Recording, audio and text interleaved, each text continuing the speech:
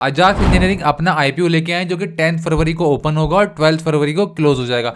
So in this video we will discuss कि यहाँ पर इसकी जीएमपी कितनी चल रही है, फंडामेंटल एनालिसिस करेंगे, यहाँ पर बिजनेस मॉडल देखेंगे और आपको ये भी पता चलेगा कि आपको इस आईपीओ में अप्लाई करना चाहिए या नहीं करना चाहिए। अगर करना चाहिए तो शॉर्ट टर्म के हिसाब से या फिर लॉन्ग टर्म के हिसाब से। तो सारी चीजें इस वीडियो में हम डिस्कस करने वाले हैं। अगर कंपनी की बात करें तो कंपनी बेसिकली 1992 के अंदर इनकॉर्पोरेट हुई है। दैट मीन्स कंपनी तो काफी ज्यादा पुरानी है।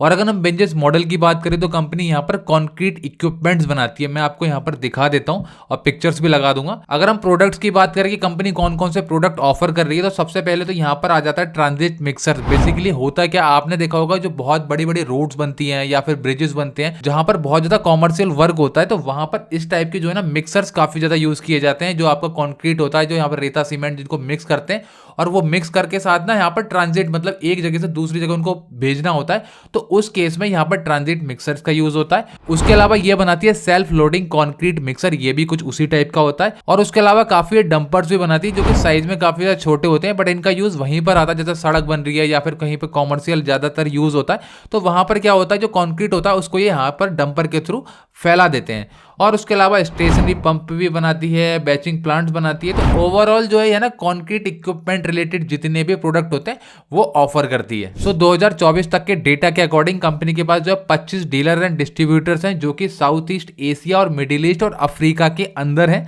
और अगर हम बात करें कस्टमर्स तो अभी एज ऑफ नाउ कंपनी ने जो है 15,700 कस्टमर्स को अपनी सर्विसेज दे दी है। और ओवरऑल अगर एम्प्लॉइज की बात करें तो कंपनी के पास 85 एम्प्लॉइज हैं जो कि ऑन रोल हैं, बाकी इसने कॉन्ट्रैक्ट पर रखे हुए हैं। सो अभी बात कर लेते हैं फाइनेंशियल्स की, आखिर फाइनेंशियल्स कैसे हैं। तो सबसे पहले अगर हम एसेट्स की बात करें तो यहाँ पर 735 करोड़ के एसेट्स से 22 में जो आज की डेट में बढ़ के अप्रॉक्स यहाँ पर 1350 करोड़ के हो चुके हैं। यानी कि 2022 से 2024 तक के डेटा के अकॉर्डिंग कंपनी ने अप्रॉक्स आप कह सकते हो एसेट्स को डबल कर लिया। ये काफी अच्छी चीज है। अगर हम रेवेन्यू की तरफ देखें तो रेवेन्यू जो है इसका 731 करोड़ का था 22 में, फिर 1172 करोड़ का हुआ, फिर 1780 करोड़ का, और 6 महीने के डेटा के अकॉर्डिंग 2024 सितंबर तक इसने 800 करोड़ का रेवेन्यू कर लिया। दैट मींस आप कह सकते हो 1600 करोड़ का कंपनी कर लेगी।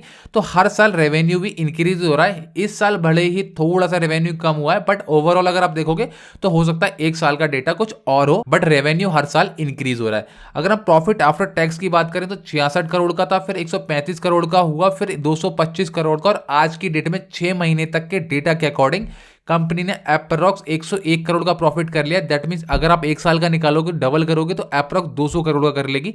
तो जैसा ही रेवेन्यू में थोड़ी सी गिरावट है उसी तरह से यहाँ पर प्रॉफिट आफ्टर टैक्स में भी थोड़ा सा यहाँ पर कमी आई है। बट ओवरऑल अगर आप इसको पिछले साल देखोगे तो हर साल जो है कंपनी अपना प्रॉफिट बढ़ा रही है, ये भी एक अच्छी चीज है। सो अभी बात करें हम अगर नेटवर्थ की तो 578 करोड़ की नेटवर्थ थी, फिर 713 करोड़ की, और आज की डेट में कंपनी के पास अप्रॉक्स 1000 करोड़ रुपए की नेटवर्थ हो चुकी है, जो कि एक अच्छा नंबर है।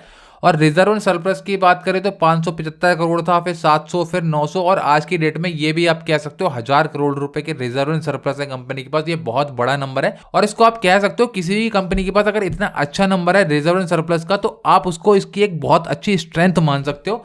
तो ओवरऑल ये भी एक काफी अच्छा नंबर है। अगर हम बोरिंग की बात करें तो पहले 7 करोड़ की थी, फिर 10 करोड़ की और 6 करोड़ की। तो आज की डेट में बोरिंग कंपनी के पास नहीं है, ऑलमोस्ट जीरो आप कह सकते हो, क्योंकि 1000 करोड़ तो कंपनी के पास रिजर्व भी पड़े हैं, कभी भी निकाल के ये दे सकती है। तो कंपनी को ओवरऑल मुझे पैसे की जरूरत तो नहीं लग रही है। अगर हम बात करें की परफॉर्मेंस इंडिकेटर की तो रिटर्न ऑन इक्विटी 24.53 का है, जो कि एक अच्छा नंबर है। रिटर्न ऑन कैपिटल एम्प्लॉयड 32.82 का है, जो भी एक काफी अच्छा नंबर है। और डेट टू इक्विटी की बात करें तो 0.01, ऑलमोस्ट डेट फ्री कंपनी है, बहुत अच्छी चीज है। और रिटर्न ऑन नेटवर्थ की बात करें तो 19.39 का, ये भी एक अच्छा नंबर है। और प्रॉफिट आफ्टर टैक्स मार्जिन ये भी 12.5% के आसपास का है, ये भी एक अच्छा नंबर यहां पर नजर आ रहा है। और प्राइस टू बुक वैल्यू जो है वो 7.84 की है, और ईपीएस जो है वो 19.68 का है, और पी जो है वो 31.96 का है। तो अभी हम इसका पी जो है इसके पीयर से कंपैरिजन कर लेते हैं कि आखिर उनका पी कितना चल रहा है। सो अगर इसके पीयर से इसका कंपैरिजन करोगे तो यहाँ पर एक्सन कंस्ट्रक्शन आ जाती है, बीएमएल आ जाती है, और एक्सकॉर्ट कुबोटा आ जाती है। तो उनमें से अगर आप देखोगे तो इसका एस्कॉर्ट के मुकाबले पी ज्यादा हो जाएगा, बट अभी तो 32 का पी है, बट आफ्टर आईपीओ अप्रोक्स 35 का हो जाएगा। तो कह सकते हो उसके बराबर हो जाएगा। बट अभी अगर आप जिस कम वैल्यूएशन पे कंपनी आईपीओ लेके आई है उसके हिसाब से तो इसका पी सबसे कम ही है। और अगर प्राइस टू बुक वैल्यू के हिसाब से देखें तो 7.86 इसका है, और एस्कॉर्ट्स का 3.56 है, और बीएमएल का 4.97 है। और जबकि एक्शन कंस्ट्रक्शन का 11.22 है। तो उस हिसाब से देखोगे तो यहाँ पर वैल्यूएशन थोड़ी ज्यादा लग रही है, बट पी वाइज अगर देखोगे तो इसकी वैल्यूएशन अभी तो इनसे कम ही है। और आईपीओ के ऑब्जेक्टिव की बात करें तो ये सारा का सारा जो है ऑफर फॉर सेल है, तो दैट मींस यहाँ पर सारा पैसा प्रमोटर्स की जेब में जाने वाला है, कंपनी की ग्रोथ में 1 रुपया भी नहीं लगेगा। ये एक मुझे थोड़ा सा कंसर्न लग रहा है इस आईपीओ का। अगर हम बात करें इसके आईपीओ की डिटेल्स की, 10 फरवरी को ओपन हो जाएगा, 12 को क्लोज हो जाएगा, और जो फेस वैल्यू है 1 रुपये पर शेयर के हिसाब से है, और यहाँ पर प्राइस बैंड 599 से 629 रुपीज पर शेयर का है, और एक लॉट में आपको 23 शेयर्स मिल जाएंगे, और जो इशू साइज है वो 1269 करोड़ का है। सारा का सारा ऑफर फॉर सेल है। अगेन आई एम सेइंग ये एक थोड़ी सी नेगेटिव चीज है इस आईपीओ की। और अगर आप इस कंपनी के एम्प्लॉय हो तो आपको 59 रुपीज का यहाँ पर एक शेयर पर डिस्काउंट मिल जाएगा, और लिस्टिंग इसकी बीएसई और एनएसई दोनों जगह पे हो जाएगी, और अलॉटमेंट आपको मिल जाएगा 13 तारीख को, रिफंड आपको 14 से स्टार्ट हो जाएगा, और जो इसकी लिस्टिंग की डेट है वो है 17 फरवरी। अगर लॉट साइज की बात करें तो आप रिटेल कैटेगरी में अप्लाई करते हो then you can apply minimum 1 lot और मैक्सिमम 13 लॉट, जिसके लिए आपको 14,467 रुपए इन्वेस्ट करने पड़ेंगे एक लॉट के लिए। अगर आप 13 लॉट अप्लाई करते हो जिसके लिए आपको देने पड़ेंगे 1,88,071 रुपए, और उसके बाद आप यहाँ पर एचएनआई कैटेगरी में आ जाओगे अगर 13 से ऊपर अप्लाई करते हो तो। सो अगर प्रमोटर होल्डिंग की बात करें तो अभी 93.50 जो है प्रमोटर्स के पास है, बट आफ्टर आईपीओ ये डिक्रीज हो जाएगी क्योंकि सारा का सारा जो है प्रमोटर्स का हिस्सा ही यहाँ से